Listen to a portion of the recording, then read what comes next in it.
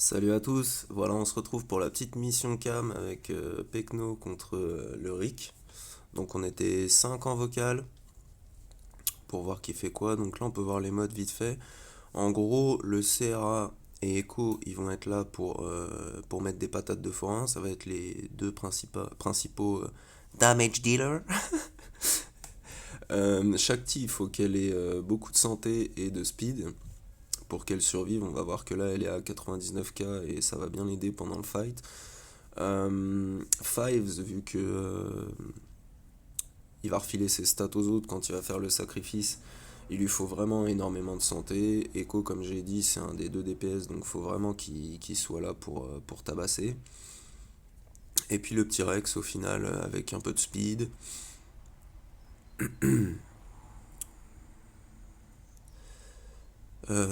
Donc voilà pour la review à peu près du modage de la team. Faut savoir que quand même on a passé un peu plus d'une heure à remoder la team de Pecno.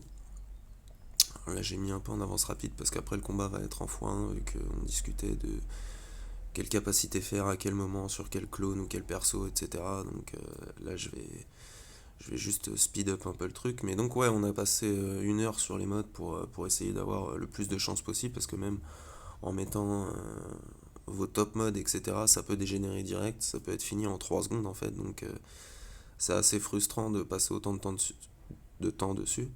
Donc là, c'est déjà un bon départ, c'est plutôt de la chance. Comme je disais, c'est que ça quoi. Soit il y a de la chance, soit il n'y a pas de chance. Vous pouvez mettre des chances de votre côté en mode en bien et tout, ça va vous aider. Mais par contre, si le jeu il dit non, c'est tout fin. Donc ensuite, c'est CRA qui va être buff par Shakti. Ce qu'il faut, c'est focus les deux B2 en premier pour les faire tomber. Donc ensuite, là, c'est la tourelle sur Fives, tout simplement parce que c'était lui le prochain qui allait jouer. Et c'est pour ça qu'il se retrouve avec la tourelle. Donc il y a déjà le premier B2 qui est passé, il nous reste le deuxième, et après il y aura Django et donc le Rick, la bestiole, là, le Triceratops. Et, euh, et du coup, c'est vraiment vraiment pas simple. Alors, c'était drôle, hein, honnêtement. Quand il y a 5 mecs sur un vocal qui sont à retenir leur respiration dès qu'ils décident de faire le moindre truc, moi j'ai trouvé ça assez drôle personnellement. Et ça peut vraiment dégénérer à tout moment. Donc il y a une part de c'est dommage que ce soit autant RNG dépendant que ça. Mais il y a une part où c'est quand même drôle. En tout cas, le faire à plusieurs, c'était marrant quoi. Donc c'est Pecno qui joue avec ses toons, quoi, ses clones et sa chaque. Et dans le chat, il y avait Mortal, Mathieu, Gantz, Pecno et moi, du coup.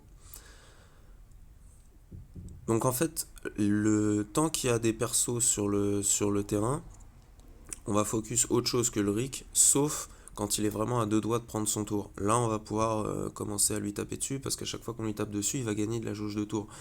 Donc ça sert à rien d'essayer de le buter en premier. Vraiment, focus les B2 et ensuite lui mettre une patate vraiment au moment où il va prendre son tour. Donc là, on prend le debuff de piétinement, il me semble que c'est le truc de l'event. Ensuite, on fait le dispel de Rex et la ténacité parce qu'ils avaient tous burn en plus de Django. Brûlure, pardon. On peut voir que plus aucun clone a de protection. Donc ça, c'est là où on voit qu'il tape fort. Donc là, il bute Rex. Five se sacrifie. Ça, c'est une bonne chose. Parce que si Five est focus et qu'il meurt sans s'être sacrifié, c'est mission impossible le machin. C'est infernal.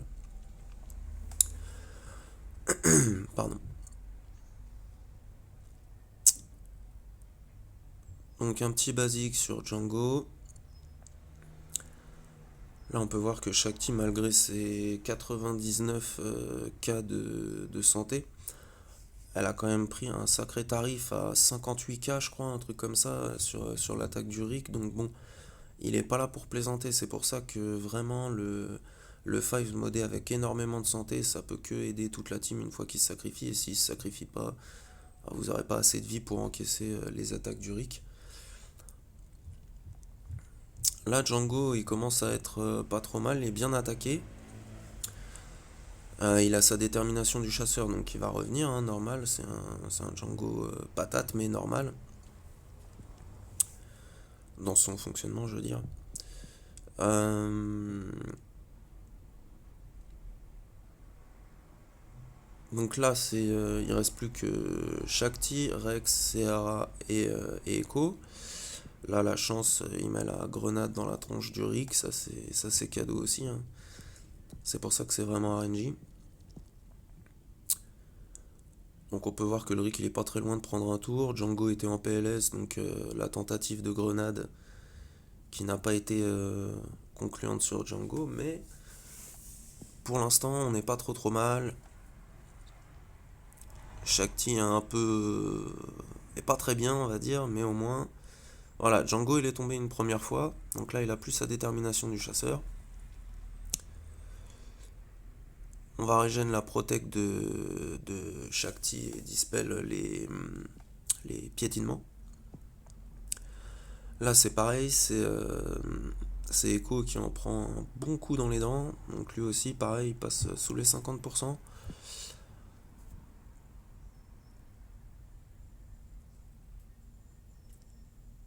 Ensuite, là, il n'y avait pas vraiment de dispel à avoir à part l'expose sur Echo. Du coup, on a fait la rexilation sur Django, ce qui fait qu'il reste plus que le Rick.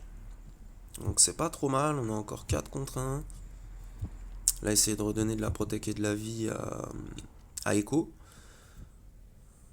Là, voilà, il a presque plus de protection. On est vraiment pas si mal que ça. Ça, il a plus de protec. Shakti, elle est vraiment dans le mal, par contre. Là, c'est l'esquive de la libération. Tout le monde était mort de rire, honnêtement. Donc ça fait 2 dans le rouge, 2 dans le vert chez nous. Le riz qui commence à avoir un peu de santé en moins. Là voilà, c'est la fin pour Shakti. Mais c'est pas trop grave. Même s'il est plus ou moins immu Rexilation, le Rick, bah, ça fera toujours plus de dégâts que le basique, donc autant lui mettre, en gros. Et puis après, bah là, c'est du 2v1. Pan, il a vraiment énormément de vie, c'est un truc de ouf. Donc là, on continue sur la basique. Rex qui disparaît. Et l'Arc Trooper qui finit. Franchement, pour un éclat d'un perso, on peut avoir tendance à se dire que ouais, c'est long de mettre une heure armodée, etc. Machin. Les clones de Pekno, ils sont tous R5 sauf Fives qui est R7. Et ça, on peut voir que ça suffit. Mais pour ce mec-là, franchement, ça vaut le coup. Je suis allé check deux trois vidéos sur YouTube et je l'ai vu genre en 5 ou 6 étoiles, je sais plus, G8, faire disparaître un G13 dans une bataille. Enfin, il est vraiment bien, Kiadimundi. Donc voilà, j'espère que ça aura pu en aider certains, ça aura convaincu certains aussi de passer un peu de temps à remoder pour faire la bataille et obtenir un petit éclat de Kiadimundi. Sur ce, je vous la souhaite bonne, je vous souhaite un bon jeu à tous, j'espère que ça vous aura plu. Allez, salut, amusez-vous bien.